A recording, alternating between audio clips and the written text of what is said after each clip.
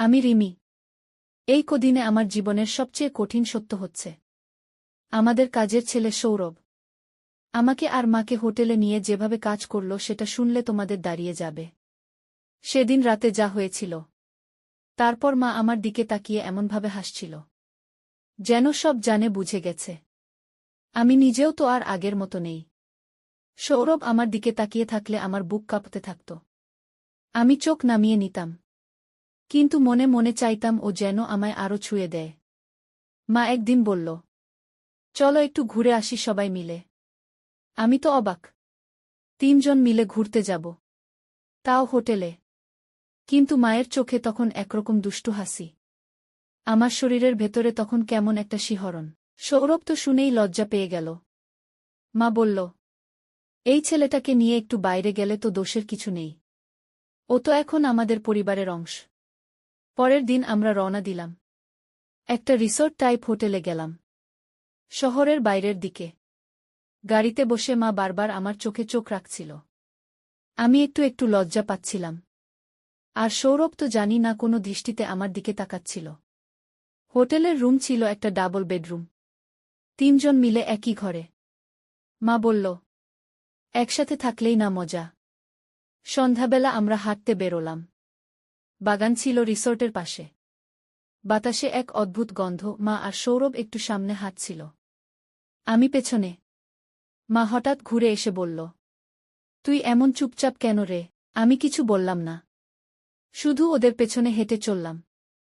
হোটেলে ফিরে মা বলল, চল গোসল করে নিই। আমি আর মা গোসল করতে গেলাম। বাথরুম বড়। মা বলল, আজ তোর সাথে একসাথে গোসল করব। আমি তো অবাক। বললাম, তুমি আজ এত খুশি খুশি কেন মা? মা শুধু হেসে বলল, তুই বুঝবি একদিন। জল গায়ে পড়তেই শরীরটা যেন কেমন লাগছিল। মা আমার পিঠে জল ঢালছিল। আমার বুক ধীরে ধীরে কাঁপছিল। হঠাৎ মা বলল, তোর গায়ে তো রোম দাঁড়িয়ে গেছে। আমি কিছু বললাম না, শুধু চোখ বন্ধ করলাম। মা আমাকে জড়িয়ে ধরল। ওর শরীরটা ছিল গরম, আমার শরীর ঠান্ডা। সেই মুহূর্তে যেন মনে হচ্ছিল, আমি মায়ের থেকে আলাদা কিছু না। মা কানের পাশে মুখ এনে বলল, তুই জানিস, সৌরভ তোকে খুব পছন্দ করে। আমি চমকে উঠলাম। বললাম, তুই কি বলছো মা? মা তখনও আমার গা ঘেঁষে দাঁড়িয়ে বলল, ওর চোখে আমি সব দেখি রে। তুই না বুঝলেও আমি বুঝি। আমার বুক তখন ধিপোধিপ করছিল। জলের ভেতর আমি যেন অন্যরকম রিমি হয়ে গেছি। মা বলল, আজ রাতে ওর সাথে একটু সময় কাটাস। আমি থাকব পাশে। কিছু ভাবিস না। আমি চুপ করেছিলাম, কিন্তু ভেতরে ভেতরে যেন আগুন জ্বলছিল। মা কি সত্যিই এটা বলল? সেই রাতে হোটেলের ঘরে ৩ জন একসাথে বিছানায় ছিলাম। আমি আর মা এক পাশে, সৌরভ একটু দূরে। হঠাৎ মা আমার হাত ধরে বলল, তোর হাত কাঁপছে কেন রে? তুই কি ভয় পাচ্ছিস? আমি মাথা নাড়লাম, তবে বললাম না কিছু। মা ধীরে ধীরে সৌরভকে ডাকল। চুপি চুপি বলল, রিমির পাশে এসে একটু বস। সৌরভ লজ্জায় মুখ নামিয়ে আসল। আমার পাশে বসল। আমার শরীর কেঁপে উঠল। মা ধীরে ধীরে আলো নিভিয়ে দিল। রুম অন্ধকার হয়ে গেল। আমি তখন শুধু ওদের নিঃশ্বাস শুনতে পাচ্ছিলাম।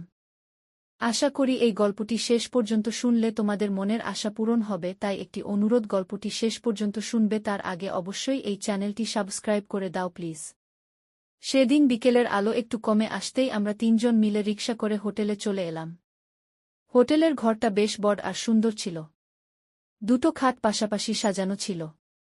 আমি একদিকে মায়ের পাশে বসেছিলাম আর সৌরভ জানালার কাছে দাঁড়িয়ে বাইরের দৃশ্য দেখছিল। ওর মুখে এক ধরনের শান্ত অভিব্যক্তি। আমি চুপ করে তাকিয়েছিলাম। হঠাৎ মা বলল, রিমি তুই আগে গিয়ে গোসল করে আয়। আমি হেসে বললাম, হ্যাঁ মা, এখনই যাচ্ছি। আমি জামাকাপড় নিয়ে বাথরুমে ঢুকে গেলাম। ভেতরে গিয়ে পানির ট্যাপ ছেড়ে দিলাম। ঠান্ডা জল গায়ে পড়তেই শরীরটা কেমন কেঁপে উঠল। আমি ধীরে ধীরে নিজের শরীরটা পরিষ্কার করছিলাম। তখনই মনে হলো বাইরে কেউ দরজার কাছে হেঁটে আসছে। আমি জিজ্ঞেস করলাম, কে? সৌরভের গলা শুনতে পেলাম। ও বলল, রিমি তোমার তোয়ালে নিচে পড়েছিল, দিয়ে গেলাম। আমি দরজাটা একটু ফাঁক করে ওর হাত থেকে তোয়ালেটা নিলাম। ওর আঙুলগুলো আমার আঙুল ছুঁয়ে গেল। একটা শীতল স্পর্শ যেন বুকের ভেতর কেঁপে উঠল। আমি জল মুছে ধীরে ধীরে বেরিয়ে এলাম। ওদিকে মা তখন ঘুমিয়ে পড়েছিল। সৌরভ তখন ঘরের আলোটা একটু কমিয়ে দিয়েছিল। ঘরটা নরম আলো ভরেছিল। আমি গিয়ে নিজের পাশে বসলাম। আমার গায়ে তখনও হালকা ভেজা ছিল। সৌরভ আমার দিকে তাকিয়ে একটু হাসল। আমি জিজ্ঞেস করলাম, কি হলো, এমন করে দেখছ কেন? ও ধীরে ধীরে আমার দিকে এগিয়ে এলো। ওর হাতটা আমার কাঁধে এসে ঠেকল। আমি একটু সরে গেলাম। কিন্তু মনে মনে ঠিকই অনুভব করছিলাম কিছু একটা হচ্ছে। সৌরভ বলল, রিমি তুমি জানো তোমার ভেজা চুলগুলো খুব সুন্দর লাগছে। আমি লজ্জা পেয়ে ওর মুখের দিকে তাকাতে পারছিলাম না। ও আস্তে আস্তে আমার চুলে হাত বুলিয়ে দিল। আমার শরীরটা যেন এক অজানা উত্তেজনা জড়িয়ে গেল। আমি চুপ করে রইলাম, কিছু বললাম না। তখন ঘড়িতে রাত প্রায় 11টা। মা তখনও ঘুমিয়ে। সৌরভ হঠাৎ আমার খুব কাছে চলে এলো। আমার ঠোঁটের খুব কাছেই ওর ঠোঁট এসে থামল। আমি চোখ বন্ধ করে ফেললাম। একটা হালকা স্পর্শে ঠোঁট জড়িয়ে গেল। একটা আলতো কিস যেন আমাকে অন্য জগতে নিয়ে গেল। আমি ধীরে ওকে জড়িয়ে ধরলাম। ও আমার গালে আর ঘাড়ে কিস করতে লাগল। শরীরটা কাঁপছিল, তবুও আমি থামাতে পারছিলাম না নিজেকে। আমি বললাম, সৌরভ, কেউ দেখে ফেলবে। ও বলল, ঘরের দরজা বন্ধ, জানালা ঢাকা, কেউ কিছু দেখবে না। এইভাবে কিছুক্ষণ কাটল। তারপর ও আমাকে আলতো করে নিজের বুকে জড়িয়ে ধরল। আমি মাথাটা ওর বুকে রেখে অনুভব করছিলাম ওর হৃৎপিণ্ডের ধ্বনি। একটা অদ্ভুত ভালো লাগা ছেয়ে গিয়েছিল মনের মধ্যে। রাত তখন বেশ গভীর। সৌরভ বলল, রিমি তুমি জানো তোমাকে ছাড়া আমি কিছু ভাবতেই পারি না। আমি বললাম, এসব কথা আগেও বলেছ। ও বলল, কিন্তু আজ বলাটা অন্যরকম। আমি চুপ করে ওর বুকের মধ্যে মুখ গুজে রইলাম। একটা নিরাপত্তার আবরণ যেন আমাকে ঘিরে ফেলেছিল। এইভাবে ধীরে ধীরে রাতটা এগিয়ে যাচ্ছিল। আর আমরা হারিয়ে যাচ্ছিলাম একে অন্যের স্পর্শ আর ভালোবাসায়। সেদিন সকালটা ছিল একেবারে অন্যরকম। হোটেলের বারান্দা দিয়ে সূর্যটা ঢুকে পড়ছিল আমাদের ঘরে। আমি আর মা তখনও সবে ঘুম থেকে উঠেছি। সৌরভ তখন বাথরুমে। আমি বিছানায় বসে আয়নায় নিজের চুল ঠিক করছিলাম। মা তখন আলতো করে আমার পাশে এসে বসল। আমার কাঁধে মাথা রেখে বলল, আজ অনেক জায়গা ঘুরতে হবে, বুঝলি তো? আমি হেসে মাথা নাড়লাম। ঠিক তখনই বাথরুমের দরজা খুলে গেল। ভেজা চুল আর তোয়ালে পেঁচানো গায়ে সৌরভ বের হল। আমার চোখ ওর দিকে আটকে গেল। ওর ভেজা গায়ের ফোঁটাগুলো যেন চোখে ঢুকে যাচ্ছিল। সৌরভ একদম শান্তভাবে হাঁটছিল। কিন্তু ওর চোখটা বারবার আমার দিকে তাকাচ্ছিল। মা বলল, এই রিমি, তুই আগে গিয়ে গোসল করে আয়। আমরা রেডি হয়ে নিচে যাই। আমি বাথরুমে ঢুকে গেলাম। ভেতরে গরম জল পড়ছিল শাওয়ার থেকে। জলটা গায়ে পড়তেই শরীরটা কেমন শিরশির করে উঠল। ঠিক তখন বাথরুমের কাচের বাইরে কার ছায়া পড়ল। আমি চমকে গেলাম। হয়তো সৌরভ ছিল। কিন্তু কিছু বলিনি। আমি ধীরে ধীরে গোসল করছিলাম। ভেতরটা কেমন উত্তেজনায় কাঁপছিল। কিছুক্ষণ পর বেরিয়ে এলাম। তোয়ালে পেঁচিয়ে আমি বের হতেই সৌরভ দাঁড়িয়েছিল দরজার একপাশে। আমার চোখ ওর চোখে পড়তেই ও মুচকি হাসল। আমি লজ্জায় মাথা নিচু করে পাশ কাটিয়ে গেলাম। তারপর আমরা তিনজন বের হলাম। হোটেলের সামনের রাস্তাটা খুব সুন্দর ছিল। ছোট ছোট দোকান, ক্যাফে আর অনেক ভ্রমণকারী মানুষ। মা একটা ফুলের টুপি কিনে আমার মাথায় পরিয়ে দিল। সৌরভ হেসে বলল, একদম রাজকুমারীর মতো লাগছে রিমি। আমি হেসে বললাম, তাহলে তুমিও রাজপুত্র। ও আমার পাশে এসে দাঁড়াল। আমার হাতটা ওর হাতে নিয়ে বলল, চল রাজকুমারী, তোমায় রাজ্য ঘুরিয়ে দেখাই। আমার মা আমাদের দেখে মুচকি হাসছিল। সারাদিন ঘুরতে ঘুরতে ক্লান্ত হয়ে আমরা হোটেলে ফিরলাম। আমি তখন কিছুটা গায়ে জল দিতে চাইছিলাম। মা বলল, রিমি, তুই তো গোসল কর। আমি আর সৌরভ বাইরে বারান্দায় বসে গল্প করি। আমি বাথরুমে ঢুকে পড়লাম। গোসল করতে করতে আমার মনে পড়ছিল সৌরভের চোখ, ওর ঠোঁট, ওর সেই স্পর্শ যেটা আজ সকালে সেই মুহূর্তে একটু একটু করে লেগেছিল আমার গায়ে। আমি ভিজে গায়ে বের হলাম। তোয়ালে পেঁচানো শরীরটা ঠান্ডায় কাঁপছিল। সৌরভ দরজার সামনে দাঁড়িয়ে বলল, আমি কি তোকে চুল শুকাতে সাহায্য করব? আমি কিছু বলিনি। চুপচাপ ওর মুখের দিকে তাকিয়েছিলাম। ও এগিয়ে এলো। চুপচাপ তোয়ালেটা দিয়ে আমার চুল মুছতে লাগল। আমার বুক ধুকপুক করছিল। সারা শরীরটা যেন গরম হয়ে উঠছিল। মা তখন পাশের ঘরে ফোনে কথা বলছিল। আমরা একে অপরের খুব কাছে এসে গিয়েছিলাম। সৌরভ আমার গাল ছুঁয়ে বলল, তুই জানিস না রিমি, তোর গায়ের গন্ধটা আমার পাগল করে দেয়। আমি ওর গলা জড়িয়ে ধরলাম। আমাদের ঠোঁট একে অপরের খুব কাছে চলে এলো। কিন্তু ঠিক তখন মা এসে দরজা ঠেলল। আমি এক ছটকায় দূরে সরে গেলাম। সৌরভও চুপচাপ সরে দাঁড়াল। মা কিছু বুঝল না। বলল, রিমি, এবার আমরা নিচে যাই না, একটু চা খেতে ইচ্ছা করছে। আমি মাথা নাড়লাম। কিন্তু আমার চোখে তখনও লেগেছিল সৌরভের স্পর্শ। সেই রাতটা আরও কিছু দুষ্টুমিতে ভরা ছিল। আমাদের গল্প তখনও শেষ হয়নি। আমরা তিনজন যখন বিকেলে হোটেল থেকে বের হলাম তখন চারপাশে হালকা ঠান্ডা হাওয়া বইছিল। আমি আর মা দুজনেই শাড়ি পরেছিলাম, সৌরভ পরেছিল হালকা নীল শার্ট আর জিন্স। মার পাশে হেঁটে যাচ্ছিল ও, আর আমি একটু পিছন পিছন। আমি দেখছিলাম মার চুলগুলো বাতাসে ওড়ে আর সৌরভ কখনো মায়ের চোখের দিকে তাকায়। মা চোখ নামিয়ে হাঁটে আর সৌরভ ওর কাঁধ ছুঁয়ে হেসে দেয়। আমি ওদের এমন দেখে চুপচাপ থাকি, কিছু বলি না। আমরা একসময় সমুদ্রের ধারে এসে দাঁড়ালাম। মা হাত বাড়িয়ে বলল, কেমন ঠান্ডা হাওয়া বুঝলি রিমি? আমি হেসে বললাম, মা, এই ঠান্ডা হাওয়ার মধ্যেও তুমি তো একদম ফুরফুরে। সৌরভ পাশ থেকে বলে উঠল, দিদিমা তো এখন হোটেল ছেড়ে একদম ফ্রেশ হয়ে গেছে।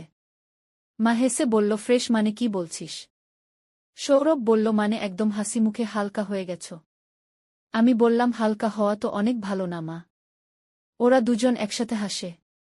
আমি হেঁটে সামনে যাই আর পেছনে দেখি সৌরভ মার কানে কিছু বলছে। মা একটু লজ্জা পায়, মুখ ঘুরিয়ে ফেলে। আমি একটু অভিমান করে ওদের থেকে দূরে দাঁড়াই। হঠাৎ সৌরভ আমার পাশে এসে দাঁড়াল। ও বলল, রিমি, এত একা দাঁড়িয়ে আছিস কেন? আমি বললাম, তুই তো মায়ের পাশে থাকতে পছন্দ করিস। আমার সাথে কথা বলার সময় কোথায়? ও বলল, রিমি, তুই তো জানিস আমি তোর কাছেই সব বলতে পারি। আমি বললাম, তাহলে মার কানে কানে কি বলছিলি? ও হাসল, বলল, দিদির মুখে লিপস্টিক লেগে গেছে তাই বলছিলাম। আমি হেসে ফেললাম, বললাম, তুই তো দেখি খেয়ালই করিস বেশি। ও বলল, খেয়াল না করলে কিভাবে বুঝব কে কখন কি করে? আমি হঠাৎ দেখি মা আমাদের দিকে তাকিয়ে হাসছে। তখন আমরা তিনজন একসাথে বসে পড়লাম বালির উপর। আমি মাঝখানে, মা আর সৌরভ দুই পাশে। মা বলল, আজকে অনেক ভালো লাগছে। সৌরভ বলল, এই মুহূর্তটা যেন কখনো না শেষ হয়। আমি বললাম, এই মুহূর্তটা মনে রাখব সারা জীবন। সৌরভ আমার হাত ধরল। মা ওর কাঁধে মাথা রাখল। আমি একটু থমকে গেলাম, কিন্তু কিছু বললাম না। এই ছুটির দিনে এই সমুদ্রের ধারে আমাদের তিনজনের এই ঘনিষ্ঠতা যেন এক অন্যরকম গল্প বলছে। আমি চোখ বন্ধ করে বাতাসে শরীর ছেড়ে দিলাম। সৌরভ আমার কানে বলল, রিমি, তুই জানিস তো আমি তোকে অনেক ভালোবাসি। আমি হঠাৎ চমকে তাকালাম। ওর চোখে দেখলাম একদম সত্যি অনুভব। আমি আস্তে করে বললাম, আমি জানি সৌরভ, তুই আমার কত আপন। মা তখন উঠে দাঁড়িয়ে বলল, চল হোটেলে ফিরি। আমি আর সৌরভ একে অপরের দিকে তাকিয়ে একটু হাসলাম। তারপর তিনজন একসাথে হাঁটতে হাঁটতে হোটেলের দিকে রওনা দিলাম। রাত তখন অনেকটাই নেমে এসেছে। হোটেলে ফিরে আমরা তিনজন তিনটা আলাদা তোয়ালে নিয়ে বাথরুমে ঢুকে গোসল করে আসি। প্রথমে মা গেল, তারপর আমি আর শেষে সৌরভ। আমি গোসল শেষে বাইরে এসে দেখি মা হালকা লাল নাইটি পরে সোফায় বসে আছে। আমি বললাম, মা, তোমাকে তো আজ একদম নতুন লাগছে। মা হেসে বলল, মাঝে মাঝে নিজের জন্য সাজা ভালো। সৌরভ তখন গোসল শেষ করে আসছে। চোখে পানি পড়েছে, মুখ ভেজা। আমি তো ওকে দেখে অবাক। মা বলল, তুই তো দেখছি একদম হিরো হয়ে উঠেছিস। সৌরভ হেসে বলল, হিরো তো আপনারা দুজন। তখন মা বলল, আজ রাতে আমরা তিনজন একসাথে গল্প করব। আমি বললাম, ঠিক আছে, তবে এক শর্তে। মা বলল, কি শর্ত? আমি বললাম, আজ রাতে কেউ কারো থেকে দূরে যাবে না। সৌরভ বলল, তাহলে মাঝখানে কে থাকবে? আমি বললাম, সেটা তো পরে ঠিক হবে। সবাই হেসে ফেলল। আমাদের হাসির মধ্যেই শুরু হলো এক নতুন রাতের গল্প। হোটেল রুমে ফিরেই আমি ফ্রেশ হয়ে একপাশে বসলাম আর সৌরভ আর মা গোসল করার জন্য বাথরুমে ঢুকল। ওদের হাসির আওয়াজ শুনতে শুনতে আমি জানালার পাশে গিয়ে দাঁড়ালাম। বাইরে পাহাড় ঘেরা শহরটা সন্ধ্যার আলো যেন আরও মোহময় হয়ে উঠেছে। হঠাৎ পিছন থেকে সৌরভ এসে আমার কাঁধে হাত রাখল। আমি একটু চমকে তাকালাম আর ও ধীরে ধীরে আমার গলা ছুঁয়ে বলল, তুমি জানো আজকের দিনটা আমার জীবনের সবচেয়ে সুন্দর একটা দিন। আমি কিছু বলিনি, শুধু মুচকি হাসলাম। এরপর ও আমাকে জড়িয়ে ধরল। মার চোখের সামনে নয়, তাই এবার আমি একটু নিঃসংকোচে ওর গায়ে মাথা রাখলাম। ও আমার কপালে একটা ছোট্ট চুমু খেয়ে বলল, রিমি তুই জানিস আমি তোকে ছাড়া কিছু ভাবতেই পারি না। আমি বললাম জানি তো। এরপর মা বেরিয়ে এলো বাথরুম থেকে। ও আমাদের দুজনকে একসাথে দেখে একটু হেসে বলল, তোমরা তাহলে এখানে দাঁড়িয়ে গল্প করছ? চলো রিমি তুই একটু ফ্রেশ হয়ে নে। আমি বাথরুমে ঢুকলাম। আমার গায়ে জল পড়তেই একরকম শিহরণ জেগে উঠল। আমি বন্ধ চোখে ভাবছিলাম সৌরভের ছোঁয়া কেমন আলতো। রাতে তিনজন একসাথে খাবার টেবিলে বসে খাওয়া শেষ করে গল্প করতে লাগলাম। সৌরভ আমার পাশে বসে বারবার আমার দিকে তাকাচ্ছিল। মা মাঝে মাঝে কথার মাঝে আমায় দেখছিল, হাসছিল। সবকিছু এমনভাবে এগোচ্ছিল যেন আমরা সবাই একটুখানি সুখে ডুবে যাচ্ছি। রাতে ঘুমানোর সময় মা বলল, আজ তো অনেক ঘোরা হলো, এবার ঘুমোতে হবে, কাল ভোরে পাহাড় দেখতে যাব। আমি আর সৌরভ একই রুমে ঘুমালাম। ও আমার খুব কাছে এসে হাতে হাত রাখল। আমি চোখ বন্ধ করে ওর স্পর্শ অনুভব করছিলাম। ও ধীরে ধীরে আমার কানের কাছে মুখ নিয়ে ফিসফিস করে বলল, রিমি তোকে ছাড়া আমি কিছুই না। আমি কিছু না বলেই ওর গায়ে মুখ রাখলাম। ধীরে ধীরে ওর ঠোঁট আমার কপালে গিয়ে ঠেকল। আমরা চুপচাপ এইভাবে শুয়ে রইলাম। ঘরের বাতাস যেন থেমে গেছিল। সেই রাতে আমরা দুজনের মাঝে কোনো কথা ছিল না। শুধু অনুভব ছিল, ভালোবাসা ছিল, আর ছিল একে অন্যের শরীরের উষ্ণতা। পরদিন সকালে উঠেই মা ডাক দিল, চলো চলো পাহাড়ের পথে রওনা দিতে হবে। আমরা তিনজন রেডি হয়ে বেরিয়ে পড়লাম নতুন আরেকটা অভিযানে। কিন্তু আমার মনে তখনও রয়ে গেছিল গত রাতের মুহূর্তটা।